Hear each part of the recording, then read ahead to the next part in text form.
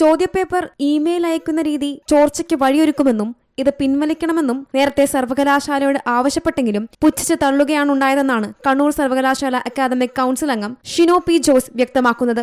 ചോദ്യപേപ്പർ ഇമെയിലായി അയക്കുന്നത് പിൻവലിക്കണമെന്ന് 2023 നടന്ന കണ്ണൂർ സർവകലാശാല അക്കാദമിക് കൗൺസിലിൽ പ്രമേയം അവതരിപ്പിച്ചിരുന്നതായും ഷിനോ പറയുന്നു.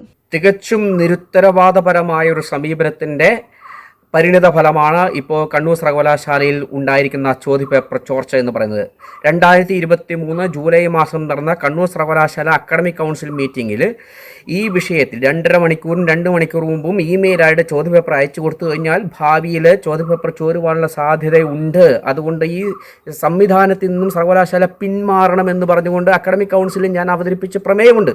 ആ പ്രമേയം ഗോപിനാഥ് രവീന്ദ്രൻ അധ്യക്ഷനായിരുന്ന അക്കാഡമിക് കൗൺസിൽ യോഗം ആ പ്രമേയം പുച്ഛഭാവത്തോടുകൂടി നിരസിക്കുകയാണ് ഉണ്ടായത്. ഇന്ന് അതിനുശേഷം ഈ KTU, കണ്ണൂർ സർവകലാശാല ഇവരൊക്കെ ഈ ഇമെയിലായിട്ട് ചോദ്യപേപ്പർ അയക്കുന്ന സമ്പ്രദായം തുടങ്ങിയതിനു ശേഷം കേരളത്തിലുള്ള മുഴുവൻ സർവകലാശാലകളും ഈ സമ്പ്രദായത്തിലൂടെ മുന്നോട്ട് പോയിക്കൊണ്ടിരിക്കുന്നത്. ഇപ്പോൾ ഈ ഒറ്റപ്പെട്ട ഒരു കോളേജിൽ നിന്ന് മാത്രമേ ചോദ്യപേപ്പർ ചോർന്നു എന്ന് നമുക്ക് കൺക്ലൂഡ് ചെയ്യാൻ സാധിക്കുകയില്ല. പല സ്ഥലത്തും ചോദ്യപേപ്പർ ചോർന്നിട്ടുണ്ടാകും.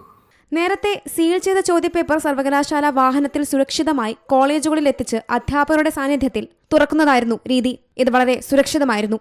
എന്നാൽ 2023 സംവിധാനം മാറ്റി പരീക്ഷയ്ക്ക് 2.5 മണിക്കൂർ മുൻപ് പ്രിൻസിപ്പലിന്റെ മെയിൽ അഡ്രസ്സിലേക്ക് ചോദ്യപേപ്പർ അയക്കുന്ന സംവിധാനം നിലവിൽ വന്നു. പിന്നാലെ അധ്യാപിക വ്യാജ സർട്ടിഫിക്കറ്റ് ഉപയോഗിച്ച് 1 വർഷത്തോളം ജോലി ചെയ്ത പശ്ചാത്തലത്തിലാണ് കൗൺസിൽ യോഗത്തിൽ ചോദ്യപേപ്പർ മെയിലിൽ അയച്ചു കൊടുക്കുന്ന തീരുമാനം പിൻവലിക്കണമെന്നാവശ്യപ്പെട്ട് ഷിനോ പി ജോസ് പ്രമേയം അവതരിപ്പിച്ചത്.